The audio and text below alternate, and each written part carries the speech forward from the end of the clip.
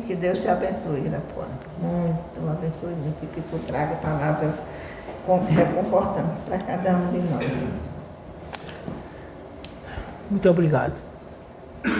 Minhas irmãs, meus irmãos, nos abençoe Jesus e nos permita o Divino Mestre a força moral necessária para vivenciarmos os seus ensinamentos. A despeito dos contratempos, como bem disse Socorro, aqui estamos e nós estamos, mais uma vez, extremamente agradecidos pelo conforto espiritual que todos vocês nos proporcionam. Quando eu vinha com o Aderaldo, agora, nós vínhamos conversando e escutando aquela banda famosíssima que marcou toda uma época, toda uma geração, os Beatles.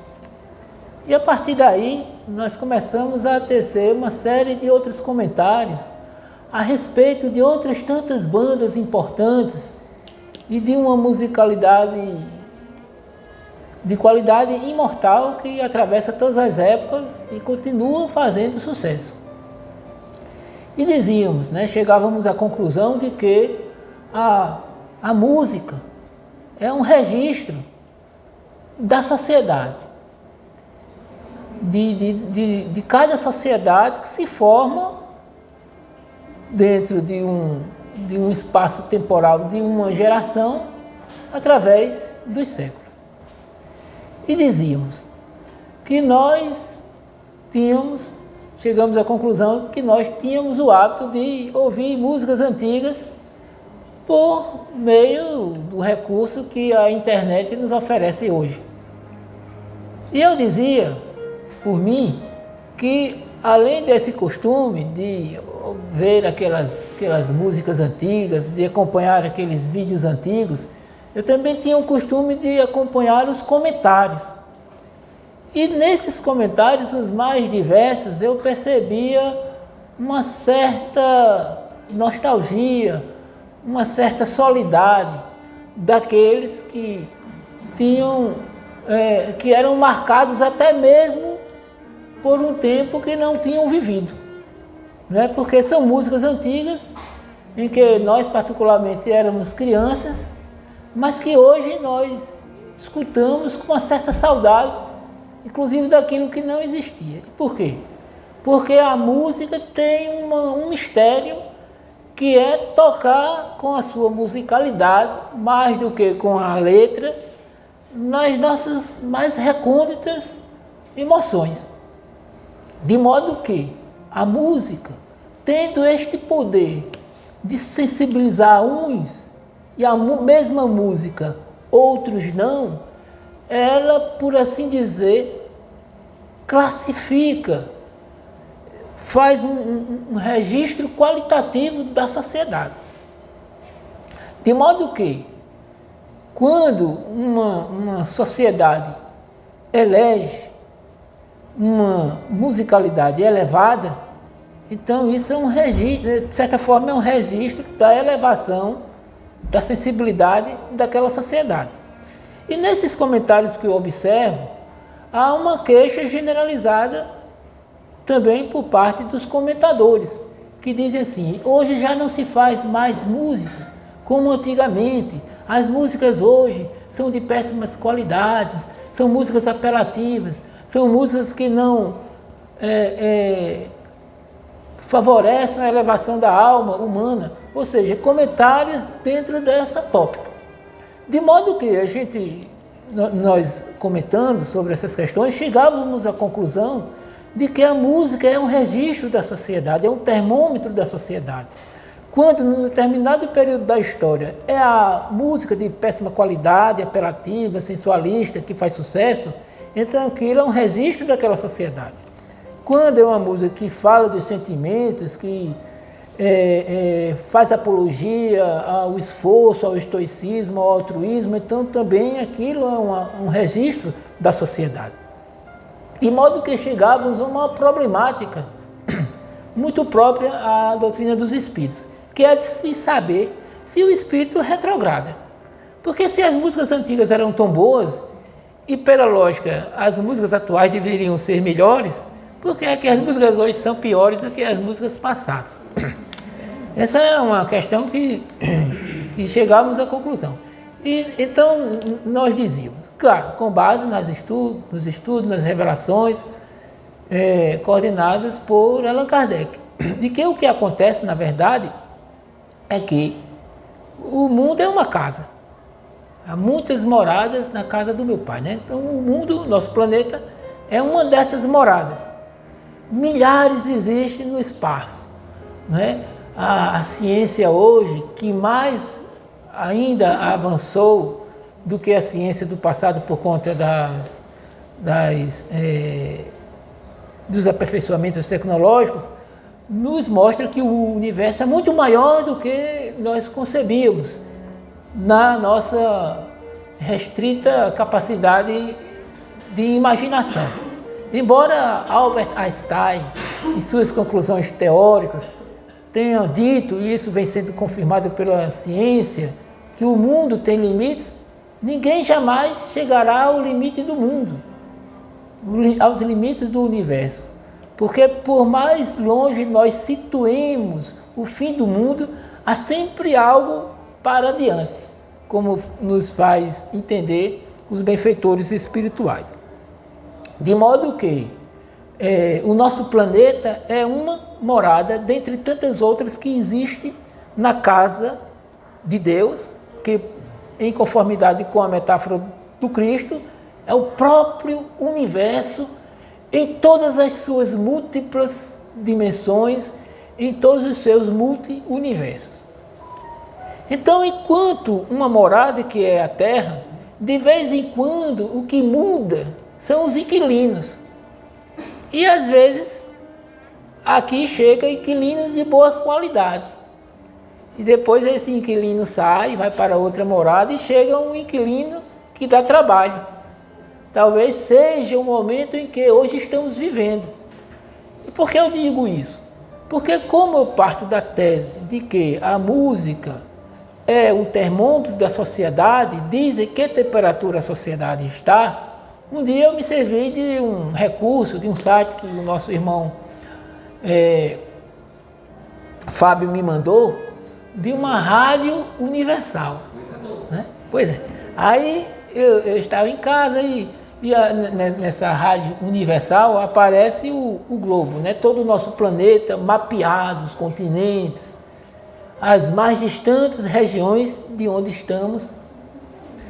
E eu fui fazer uma pesquisa.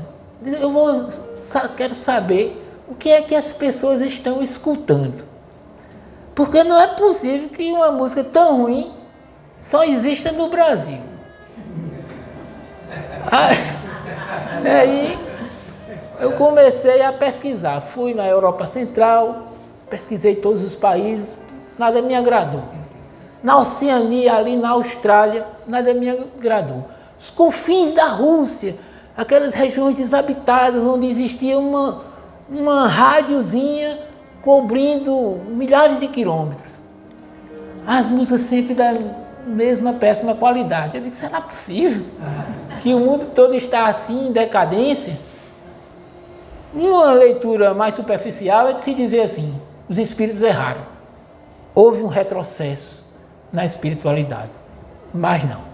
A verdade é que houve uma mudança de inquilinos no planeta. E se nós estamos aqui, então nós estamos num momento extremamente significativo da história planetária.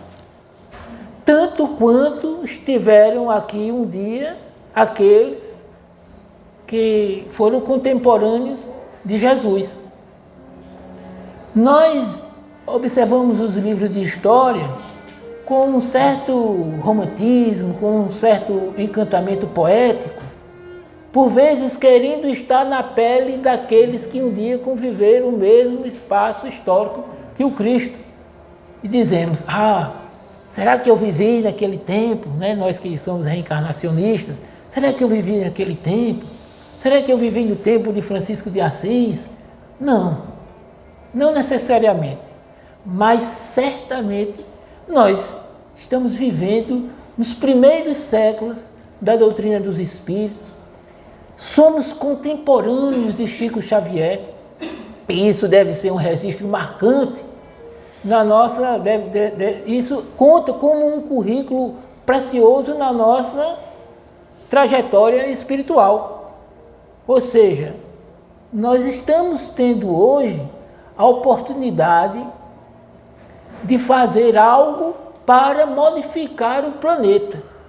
Porque quando você chega num planeta já perfeito, onde nada mais há o que fazer, na condição de espíritos ainda inferiores, em conformidade com as características nossas, nós não crescemos, não amadurecemos. Por quê? Porque as próprias circunstâncias nos negam a oportunidade de crescer. Se não há o que fazer, como é que nós haveremos de desenvolver aquilo que temos somente em germe e não ainda em potência? Então, a oportunidade de viver nos dias tumultuados, confusos, caóticos, de tantas tragédias de hoje, é uma grande oportunidade para os nossos espíritos, precisamente por conta da bagagem de informações que nós temos. Afinal de contas, o que Jesus disse? Aquele que mais tem, a mais lhe será pedido. E em outra circunstância, aquele que mais tem, a mais lhe será dado. Ou seja, o que é que temos tanto que a nós será pedido? Nós temos essas informações espíritas para agir de forma diferente com o nosso interlocutor. Quem é o nosso interlocutor? São os outros. Tudo aquilo que não somos. Por quê? Porque há um diálogo com tudo aquilo que nos envolve. Uma vez que nós estabelecemos uma relação com tudo aquilo que nos envolve, nós estabelecemos uma espécie de diálogo. Porque só há relação quando há um diálogo, quando há um entendimento. De modo que a resposta que eu posso dar ao meu interlocutor tem que ser uma resposta diferenciada. Por isso eu vou ser cobrado. Por quê? Porque eu tenho elementos, eu tenho uma gama de informações diferenciadas. Por exemplo, nós somos convictos da imortalidade da alma, da comunicabilidade com os espíritos. Nós temos a certeza esperançosa de que essa vida é apenas uma passagem, que tão logo haveremos de retornar, e que o mundo em que eu vivo hoje, por isso necessariamente eu tenho que trabalhar para torná-lo melhor, porque um dia a ele eu retornarei. Então este grau de informação me confere, a despeito das situações mais calamitosas, a vivê-la com uma certa tranquilidade, com uma certa segurança, apesar de tudo. E muitos irmãos nossos não têm essas informações que temos. E aí, diante do mundo caótico que vivemos hoje, sucumbe, ou pelas drogas, ou pelo suicídio, que está numa perspectiva alarmante. O que a Organização Mundial da Saúde alerta-nos é que esse é o século da depressão, das doenças psíquicas.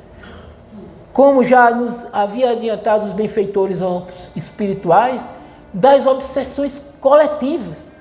Não necessariamente daquele tipo de obsessão espetacular que chama a atenção, mas daquela obsessão silenciosa que ature as pessoas, que deturpam os valores, que as arrastam silenciosamente para os reinos das trevas. Os irmãos que não têm o conhecimento que temos hoje, mais facilmente são arrastados por essas forças. Por isso é que a nós, que tanto sabemos sobre isso, a mais nos será pedido. Mas quando é que, por muito que temos, muito será dado?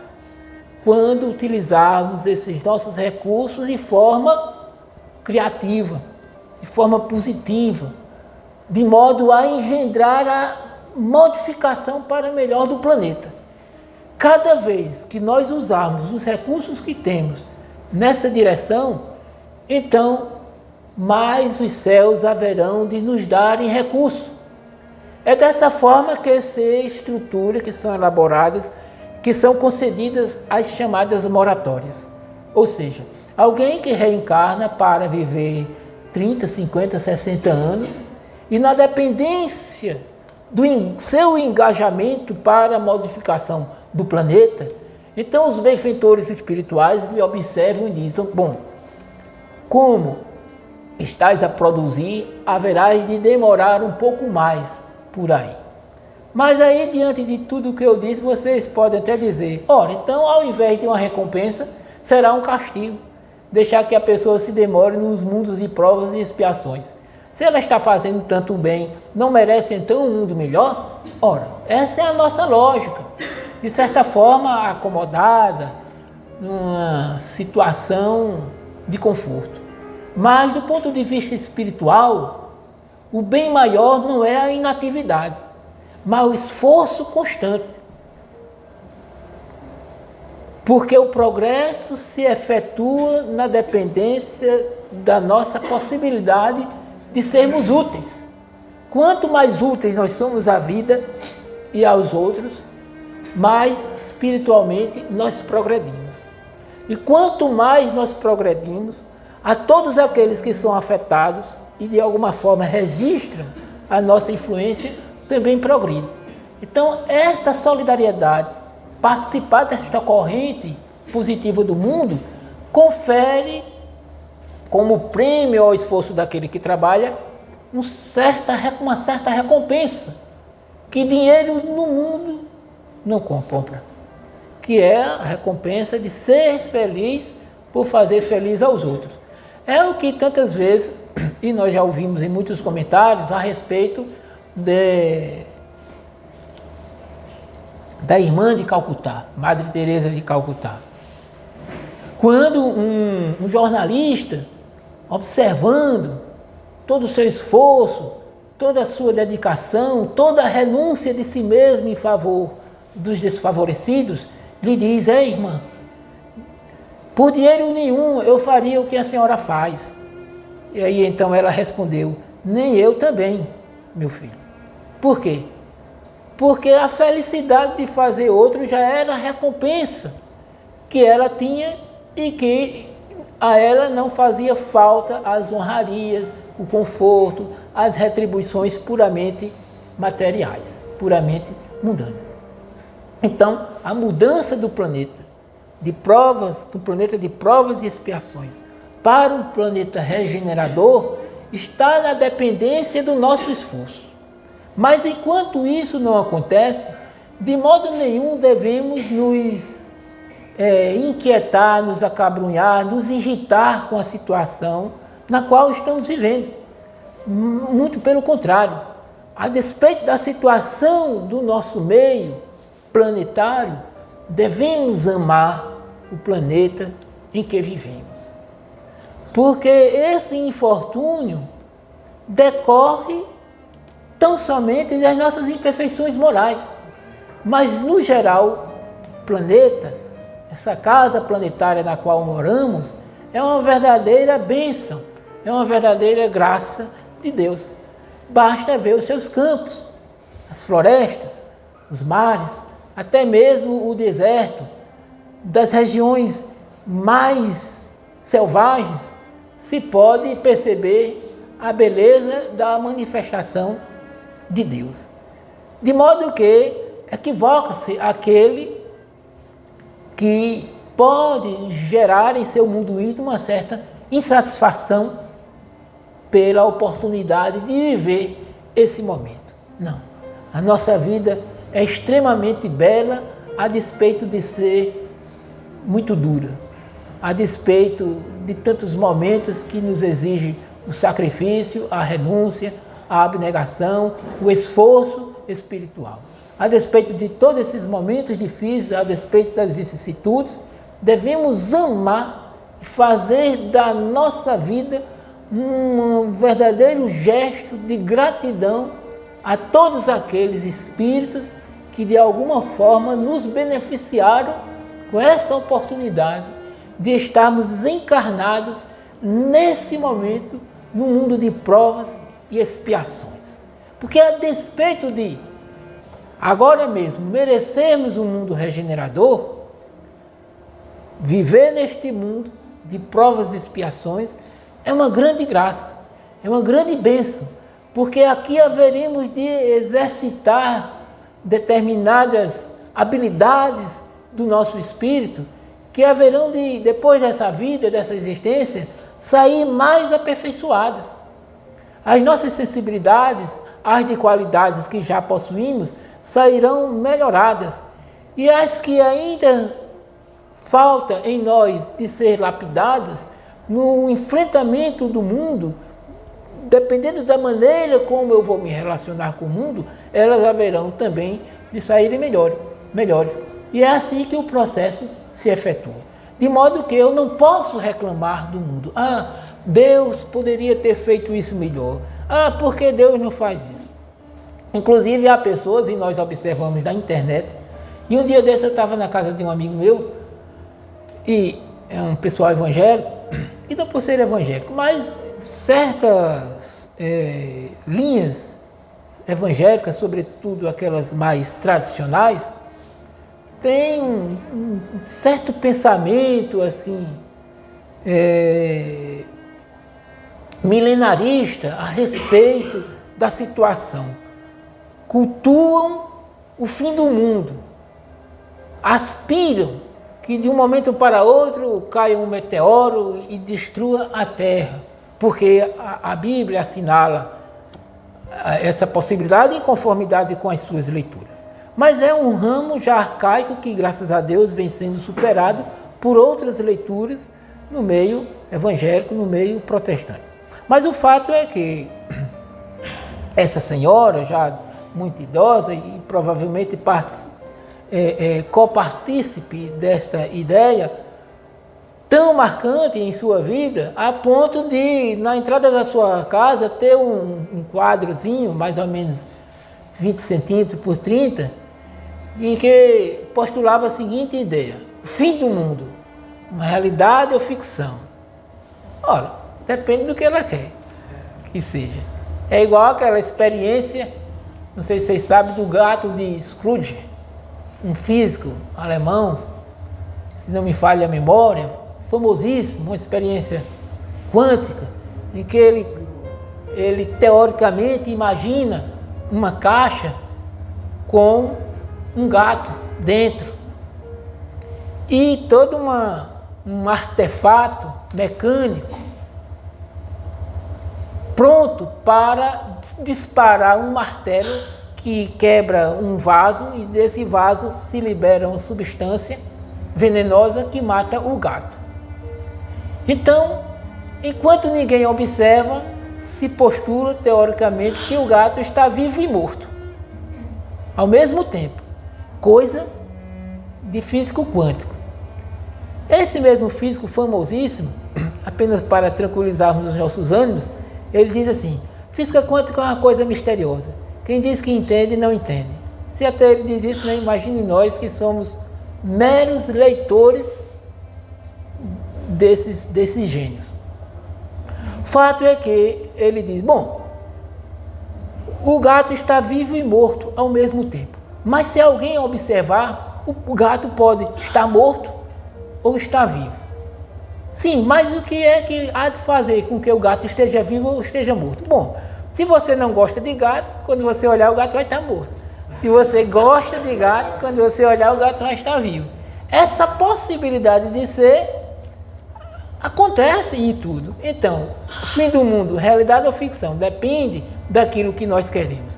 Então, pelo grau de informação que nós temos, nós haveremos de querer que o fim do mundo seja uma ficção, seja uma alegoria, seja uma metáfora, e não necessariamente o que há de acontecer. Porque nós postulamos pelo Cristo, em conformidade com aquilo que Jesus pensa. Não é o fim dos maus, é o fim do mal que Jesus quer. Porque os maus, temporariamente, somos nós ainda. O mal, com ele, é a nossa prática.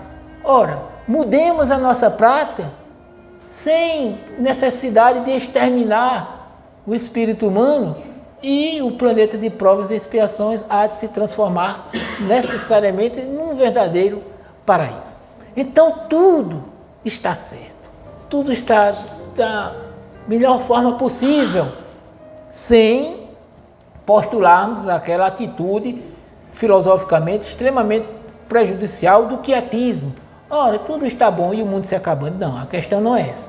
Mas que tenhamos a serenidade de passar por todas as vicissitudes do planeta sem nos perturbarmos. Muito pelo contrário, oferecendo o nosso melhor para resolver a situação caótica da nossa historicidade. Porque não é por outro motivo que aqui estamos. Há uma questão muito importante do Livro dos Espíritos, a questão 618. Allan Kardec pergunta aos benfeitores espirituais se as leis de Deus são iguais em todos os planetas, em todo o universo. E os benfeitores espirituais dizem sim, é igual, mas com modificação. Aí eu digo, as leis de Deus, se as leis de Deus são universais, como é que as leis de Deus é uma em um lugar, é uma em outro lugar? Não, não foi bem isso que os Espíritos dizem. Os Espíritos dizem, as leis de Deus são iguais, mas com modificação. E aí, quando é que de que maneira a gente pode compreender melhor essa situação? Bom, vamos analisar a lei da gravidade. A lei da gravidade é universal, que ela afeta de forma significativa a estrutura da matéria ou não. No nosso planeta, ela é muito densa, mas na Lua ela é menor. Em outros planetas ela pode ser menor ainda. Na dimensão espiritual ela pode, inclusive, existir de forma insignificante. De modo que a lei da gravidade sempre existe, mas com variações. Eu digo a lei da gravidade como um exemplo, mas outras tantas leis. Nós flutuamos? Não. Nós temos a capacidade de atravessar uma parede? Não. Mas nos mundos superiores, isso é extremamente possível. Nós temos a capacidade de pensar, de saber o que os outros estão pensando? Não. E graças a Deus. Porque imagine se nós soubéssemos o que todos pensam. Que confusão não seria, né? Então ainda nós temos necessidade do mundo, da forma como o mundo é. Porque se nós soubéssemos o que vai na cabeça de cada um de nós, muitos pensamentos inamistosos criariam perturbadoras dificuldades de convivência. De modo que o mundo é feito para as reais necessidades evolutivas do nosso espírito. Se nós estamos aqui, acanhados ao nosso limite espacial e temporal da forma como é porque esse é um ambiente necessário para evoluirmos. De maneira que devemos aproveitar e amar a vida da forma como ela é. E eu digo isso tanto no aspecto geral, como em seu aspecto individual.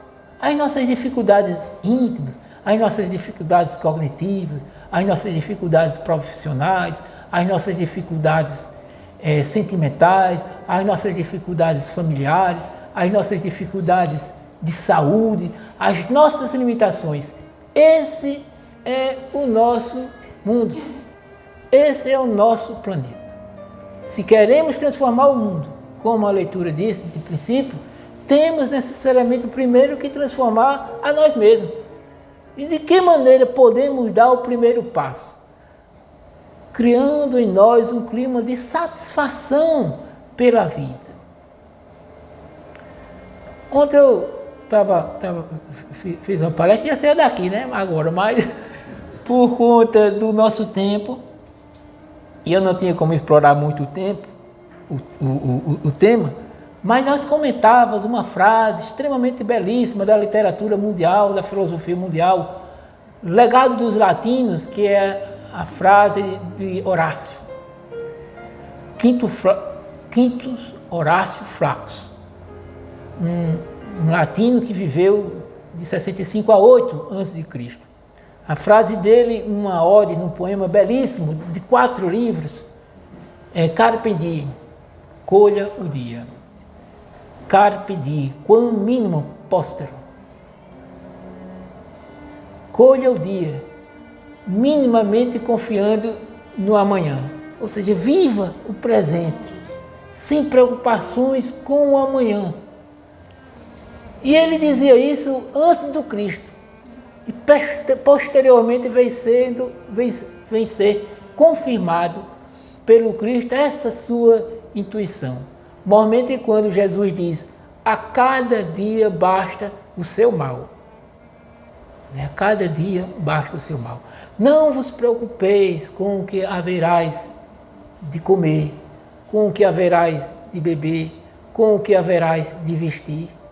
Porque o Pai que está no céu sabe que de todas essas coisas necessitais. Então, possamos agradecer a Deus a vida que temos, com atenção a tudo isso que sabemos, porque em conformidade com o muito que temos, muito seremos cobrados. Muita paz. Obrigada, Irapuã.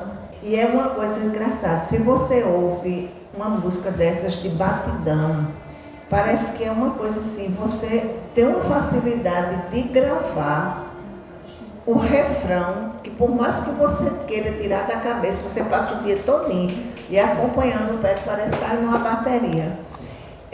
E o diferencial, quando você escuta Aderaldo que o diga, que me ensinou a amar a Enya e a Kitaro, que eu curto demais, né? É uma diferença muito grande, né? A gente fazer essa conexão com o alto, com Deus, com o universo, através da bela música.